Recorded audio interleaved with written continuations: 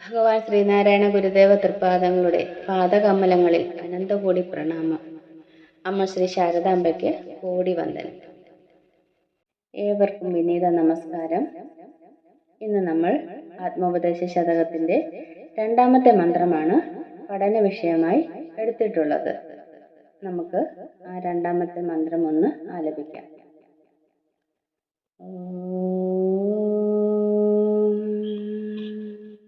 കരണവും ഇന്ദ്രിയവും കളേബരം തൊട്ടറിയും അനേക ജഗത്തും ഓർക്കിലെല്ലാം പരവിളി തന്നിലുയർന്ന ഭാനുമാൻ തൻ തിരുവുരുവാണു തിരഞ്ഞു തേറിടേണം.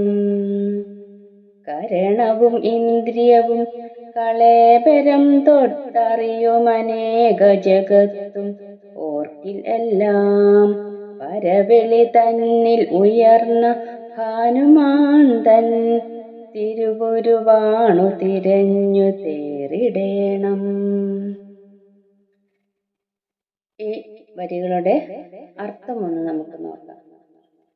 കരണവും അന്ധക്കരണങ്ങളും, കരണവും എന്ന് പറയുമ്പോൾ അന്ധക്കരണങ്ങളും, ഇന്ദ്രിയങ്ങളും, കളേബരം ശരീരവും, കളേബരം ശരീരം, തൊട്ടറിയും ഇന്ദ്രിയങ്ങൾക്ക് വിഷയമായിരിക്കുന്ന അനേക ജഗത്തും, അതായത് നിരവധിയായ നാമരൂപങ്ങളും ഓർക്കിൽ മനന വിധേയമാക്കുകയാണെങ്കിൽ എല്ലാം പരവെളി തന്നിൽ ഉയർന്ന പരമമായ ചിതാകാശത്തിൽ ഉദിച്ചു നിൽക്കുന്ന ഭാനുമാൻ തൻ, ആത്മസൂര്യന്റെ, ഭാനുമാൻ എന്ന് പറഞ്ഞാൽ ആത്മസൂര്യൻ, തിരുവുരുവാണ് ചൈതന്യ രൂപമാണ്, തിരഞ്ഞു തേറിടേണം, ഈ കാര്യം അന്വേഷിച്ച് അറിയണം എന്നാണ് ഈ വരികളുടെ അർത്ഥം.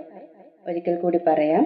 അന്ധക്കരണങ്ങളും ഇന്ദ്രിയങ്ങളും ശരീരവും ഇന്ദ്രിയങ്ങൾക്ക് വിഷയമായിരിക്കുന്ന നിരവധിയായ നാമരൂപങ്ങളും മനനവിധേയമാക്കുകയാണെങ്കിൽ എല്ലാം പരമമായ ചിതാകാശത്തിൽ ഉദിച്ചു നിൽക്കുന്ന ആത്മസൂര്യന്റെ ചൈതന്യ രൂപമാണെന്ന് നമ്മൾ തിരഞ്ഞു തേറിടേണം, ഈ കാര്യം അന്വേഷിച്ചറിയണം എന്നാണ് തൃപ്പാദങ്ങൾ നമുക്ക് ഈ വരികളിലൂടെ മനസ്സിലാക്കി തരുന്നത്. കുറച്ചുകൂടി ആന്തരികമായ അർത്ഥത്തിലേക്ക് കടക്കുമ്പോൾ ഇപ്രകാരമാണ്. ഈ പ്രപഞ്ചം പഞ്ചഭൂതാത്മകമാണ്. ആ പ്രപഞ്ചമാകട്ടെ എണ്ണിയാൽ ഒടുങ്ങാത്ത നാമരൂപങ്ങളാണ്. നാമരൂപങ്ങളെ ജ്ഞാനേന്ദ്രിയങ്ങളിലൂടെയാണ് നാം തിരിച്ചറിയുന്നത്. കണ്ണ്, മൂക്ക്, നാക്ക്, ത്വക്ക്, ചെവി എന്നിവയാണ് ജ്ഞാനേന്ദ്രിയങ്ങൾ. കണ്ണുകൊണ്ട് നമ്മൾ കാണുന്നു. കണ്ണിന് വിഷയമായിരിക്കുന്നത് രൂപമാണ്. രൂപം പഞ്ചഭൂതങ്ങളിൽ ഒന്നായ അഗ്നിയുടെ ഗുണമാണ്. മൂക്കുകൊണ്ട് നമ്മൾ മണക്കുന്നു. മണം വൃത്തിയുടെ ഗുണമാണ്. നാവുകൊണ്ട് രസമറിയുന്നു. രസം ജലത്തിന്റെ ഗുണമാണ്. ത്വക്ക് സ്പർശനേന്ദ്രിയമാണ്. സ്പർശം വായുവിന്റെ ഗുണമാണ്. ചെവിയിലൂടെയാണ് നാം കേൾക്കുന്നത്. കേൾവി ആകാശത്തിന്റെ ഗുണമാണ്. അങ്ങനെ പഞ്ചഭൂതങ്ങളും ഇന്ദ്രിയങ്ങളും തമ്മിലുള്ള ഈ പരസ്പര ബന്ധത്തിൽ നിന്നാണ് പ്രപഞ്ചം രൂപപ്പെട്ടിരിക്കുന്നത്. പ്രകർഷേണ പഞ്ചീകൃതമായതാണ് പ്രപഞ്ചം. പഞ്ചീകരണം എന്നാൽ 5 ഭൂതങ്ങളും ചേരേണ്ടപടി ചേരുന്നതാണ് പഞ്ചീകരണം. ഇന്ദ്രിയങ്ങൾക്ക് തനിയെ എല്ലാം അറിയാൻ കഴിയുകയില്ല. അന്ധക്കരണങ്ങളുടെ സഹായം അവയ്ക്ക് ആവശ്യമാണ്. മനസ്സ്, ചിത്തം, ബുദ്ധി, അഹങ്കാരം എന്നിവയാണ് അന്ധക്കരണങ്ങൾ. മനസ്സിന്റെ സ്വഭാവമാണെങ്കിൽ സംശയം ഉന്നയിക്കുക എന്നതാണ്. എന്ത്, എവിടെ, എപ്പോൾ, ആര്, എങ്ങനെ, എന്തിന് എന്നീ ചോദ്യങ്ങളെല്ലാം മനസ്സിന്റെ സൃഷ്ടിയാണ്. ചോദ്യത്തിന്റെ ഉത്തരം പൂർവാനുഭവത്തിൽ നിന്നും കണ്ടെത്തണം. പൂർവാനുഭവങ്ങളുടെ ശേഖരമാണ് ചിത്തം.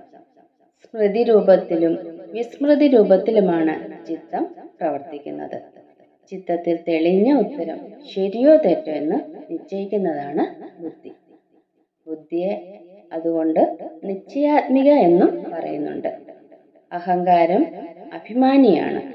ബുദ്ധി നിശ്ചയിച്ച ഒന്നിനെ തനിക്ക് വേണമോ വേണ്ടയോ എന്ന പ്രിയ രൂപത്തിലുള്ള പ്രതികരണമാണ് അഹങ്കാരത്തിൻ്റെത്.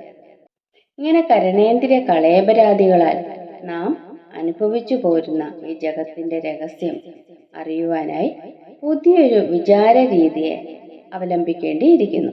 അത് അന്തർമുഖമായ മനനമാണ്. അങ്ങനെ മനനം ചെയ്യുമ്പോൾ നാം നമ്മെ തന്നെയാകുന്ന ആത്മസൂര്യന്റെ, അതായത് അറിവിന്റെ അതിവിശദാകാശത്തിൽ ഉദിച്ചു നിൽക്കുന്ന ഒരനുഭവ സാക്ഷാത്കാരമായി മാറുകയാണ് ചെയ്യുന്നത്. ആ ഒരേ ഒരു ആത്മസൂര്യന്റെ ബഹുവിധമായ സ്ഫുരണങ്ങളാണ് എണ്ണിയാലൊടുങ്ങാത്തതായ നാമരൂപങ്ങളായ ഈ പ്രപഞ്ചം. തേറുകയെന്നാൽ ആത്മസത്തയും ജ്ഞാനം അഭേദമാണെന്നറിയുന്ന അനുഭവമാണ്. ഇതാണ് ഈ രണ്ടാം മന്ത്രത്തിലൂടെ തൃപ്പാദങ്ങൾ നമുക്ക് മനസ്സിലാക്കി തരുന്നത്. സജ്ജനങ്ങളായ പ്രിയ ആത്മസഹോദരരെ, ഇന്നത്തെ ഈ പഠനം ഇവിടെ പൂർത്തിയാവുകയാണ്. അടുത്ത ദിവസം നമുക്ക് അടുത്ത മന്ത്രവുമായി കണ്ടുമുട്ടാം. ഗുരുവും ശ്രീനാരായണ ധർമ്മം ജയിക്കട്ടെ. ഓ